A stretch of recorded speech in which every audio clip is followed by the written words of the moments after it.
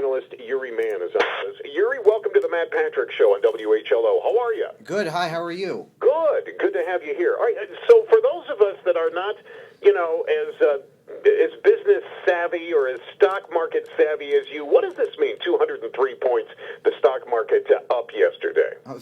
By the way, first of all, thanks for the compliment. I'm not sure about the level of savviness on my end, but what we're continuing to see is the equity markets rising, and nothing that came out of the weekend meeting, the G20, suggested to investors or traders that there will be any halt to the global stimulus effort. So all the governments are still coordinating and expecting to have additional stimulus going forward for the near term, and that's benefited equity markets in general. Now, when you say additional stimulus, do I take that as, we're going to see another stimulus package from the administration, or they're just going to release, more of the money that they've got stashed away, that they haven't put into the mainstream yet?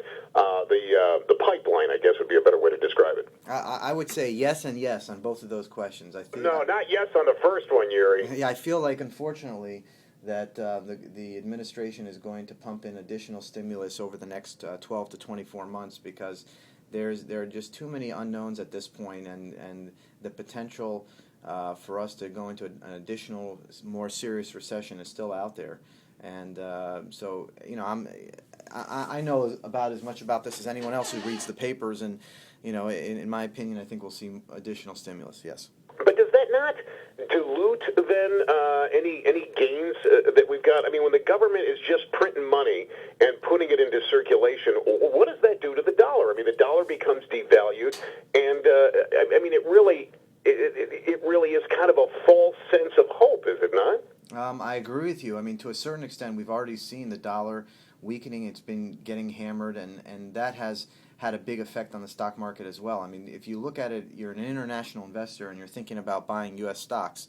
Now, you're with the exchange rates where they are, you're more likely to buy U.S. stocks because you see them as a great deal. It's no different than, if you live in London and you're thinking about taking a vacation in Miami. I mean, this year it's just, much cheaper than it was last year because you can get a hotel room based on the exchange rate at a fraction of the cost. So, as the currency continues to devalue, the good news is, on the flip side is that the U.S.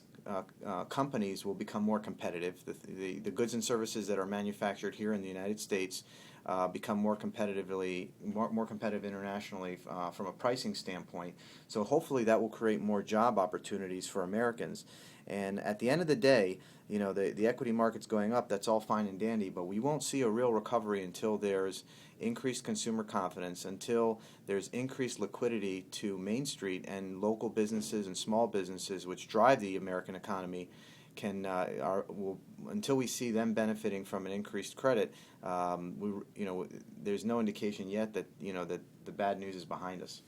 Yuri, I thank you for your time again, and believe me, you bring an awful lot to the table here. Don't ever sell yourself short, my friend. Okay, thank you so much. You're very welcome. Thanks. Financial analyst.